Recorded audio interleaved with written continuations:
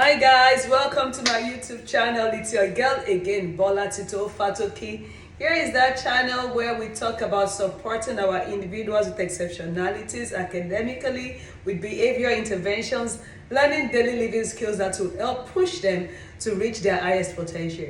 Today, I'll continue on our topic, life skills, daily living skills, those skills that are needed to help support daily living for our individuals with exceptionalities. Like I said in previous videos, some of us, to a lot of us, it's so easy to navigate through life because we don't even need to learn those skills. Life experiences and things that happen around us help us to just automatically manage situations and just, go ahead and be successful in everything that we do every day. But for some of our individuals, because of their cognitive disabilities or intellectual disabilities, it takes being persistent, it takes being consistent, and it takes, importantly, being intentional for them to learn those skills that will help them to manage through and to go through everyday living. So today I'm going to focus on how do we teach life skills? How do we teach life skills? Yes, I have two important ways to teach life skills. Number one, through direct learning. I mean one-on-one instructions, group instruction, teaching in the classroom environment, through communicating, verbal communication and teaching those skills. And also number two, using real life experiences, using scenarios. Today in this video, I'm going to be focusing on doing and teaching life skills using direct learning. How do we teach life skills with direct learning? Meaning that you're intentional, you have a particular topic in mind. Today we want to talk about time management. Today we want to talk about how to tell time. We want to talk about personal hygiene.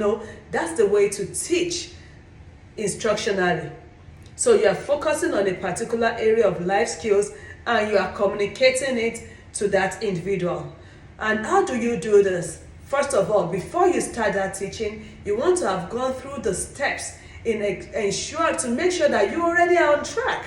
Because most times, because we do these things seamlessly, we do them easily, we forget that it's a lot of steps required to really learn how to do it. So as an individual or as an adult trying to teach life skills instructionally, you want to sit down yourself and perform that task step by step, so you know how to relate or translate this to the next person or to our individual exceptionalities or the person you're trying to help. So importantly, when using instructional training and direct teaching, you want to have gone through that skills that you want to treat or you want to teach and take those step by steps yourself before trying to teach it in the classroom or as a parent or as an educator in the home. Number two, you want to create task analysis of that skill that you're trying to teach. So while you're learning those step by step, or while you're trying to, for example, I'm trying to teach personal hygiene that is focused on brushing. Well, really, every morning I get up and I just brush my teeth without thinking of any step. But when you're trying to teach this to another person, you want to make sure that you focus on those analysis. How do I break this brushing of teeth task down?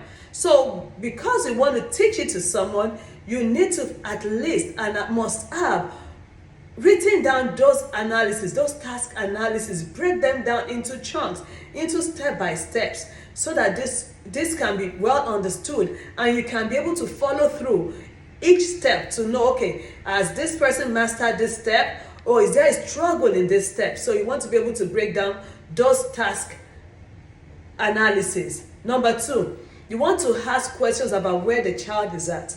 And how can you ask questions? Because you're teaching, you're verbalizing instruction. Maybe because you're in the classroom environment and you know that I'm teaching this, you want to first, weigh your students, talk to them, see where they are. Oh, how do you brush your teeth in the morning? How do you lay your bed? How do you make your sandwiches? Oh, how do you make sure that the safety alarm is on? So you want to really know where this child is and how they've understood that task or skill to be, or what they've learned concerning that skill. Because if you try to just dive into that situation and just say, okay, I'm training and this is how I'm going to do it, guess what? You may be confusing a lot of people. So you want to really, really weigh your options and see, where is this child at? What does this child even know about the skill I'm trying to teach? And also, let your student or your child express their understanding of that skill. Why do we need to brush our teeth anyway? Why do I need to clean the dishes after me? Why do I need to clear the dining table? Why do I have to know how to tell time? What and how would this skill benefit me? When you're trying to teach one-on-one or as a group, you want to make sure that there's an understanding that this child knows the benefits and the reason why those skills are being taught.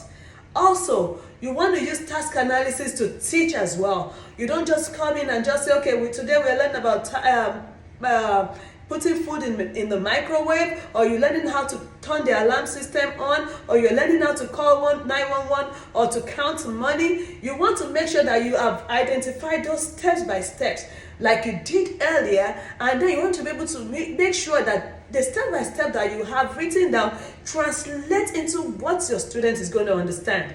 And then you want to check for understanding of this task analysis.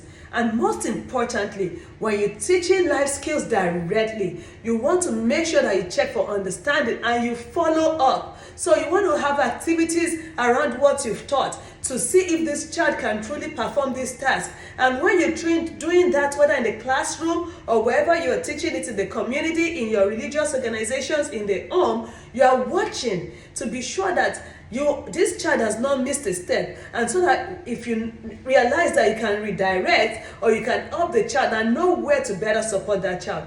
So is it good to teach life skills directly? Yes, it is good. Students or children or individuals have different ways of learning, and one of the ways is by instructional teaching, one-on-one teaching, group activities, doing all these things together. So when you're teaching, do not just make it like, oh, I'm teaching, I'm talking, I'm saying all these things. Include activities that will let those kids remember what they've learned. And when they cannot even think of you talking to them, they're thinking of the task analysis that you created. They're thinking of the activities that follow through that you used for them to even understand better. They're thinking of what their colleagues or other students said when you ask questions. And this will help your lessons to be effective. So importantly, when you're teaching life skills instructionally in a group setting or on one-on-one basis, you want to make sure that you are ready.